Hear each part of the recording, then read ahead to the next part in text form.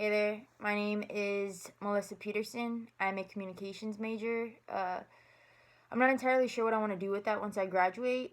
Lately, though, I've been putting some serious thought into pursuing my cat.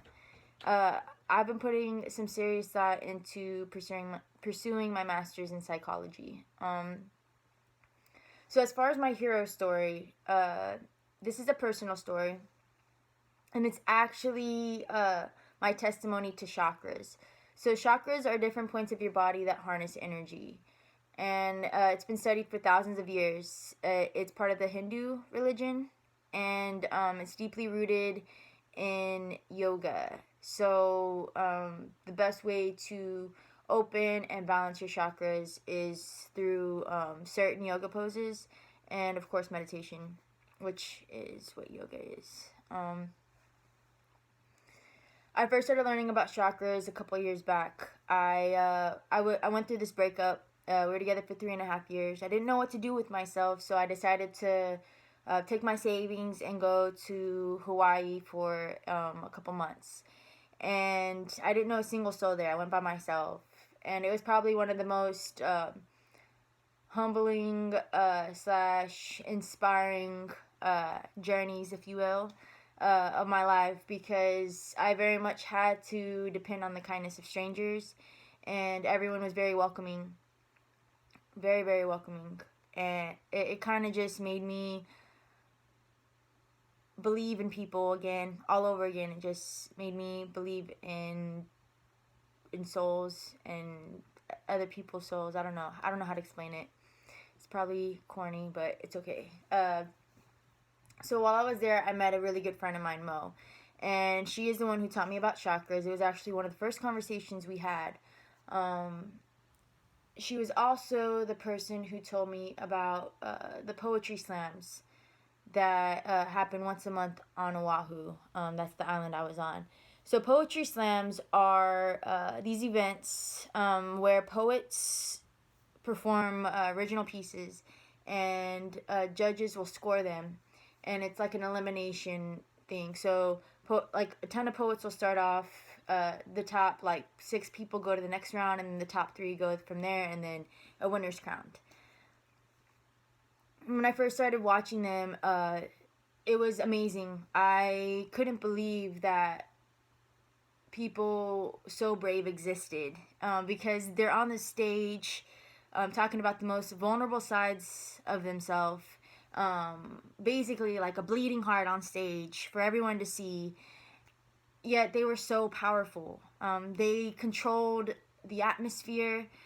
They took people like on this emotional roller coaster or a journey. They were able to change perspectives at the end of these words they collected. To me, it was like it was magical, and I couldn't believe that people could do that.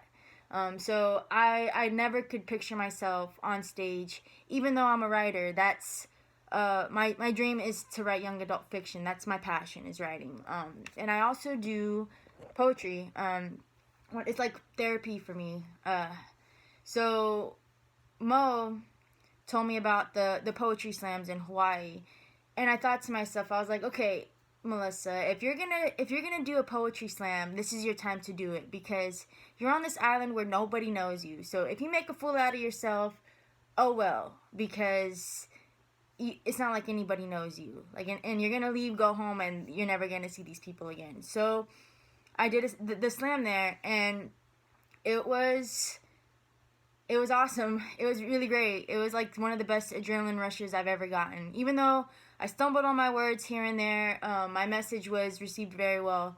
I made the audience laugh, and people came up to me afterwards saying they really enjoyed my writing. It was great. And I actually continue to do poetry here, back in the States. So the first couple months that I get back from Hawaii, I picked up this passenger because I drive for Uber and Lyft on the weekends, and this passenger asked me about my bracelet, and I was wearing this chakra bracelet. So she asked, like, is that a chakra bracelet? And I said, yeah, like I started learning about chakras in Hawaii. And she goes, oh, so you do know that each island represents a different chakra? And I was like, what? Like like, to me, it was crazy because I learned about chakras in Hawaii, and I didn't know that. I didn't know that each island represented a different chakra. That, like, I don't know, that you can, basically, each island is supposed to help you open up a different chakra. And so when she got out of my car, I immediately Googled, like, Oahu, because that's the island I was on. I was like, what chakra, or what island, what chakra does Oahu represent? And come to find out, I was on the throat chakra. So the throat chakra is how you express yourself and how you receive expression.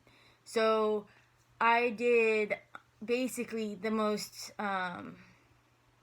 steroid form of expression by getting on stage, reading a poem, and doing that in front of a ton of strangers. There's at least a couple hundred people there.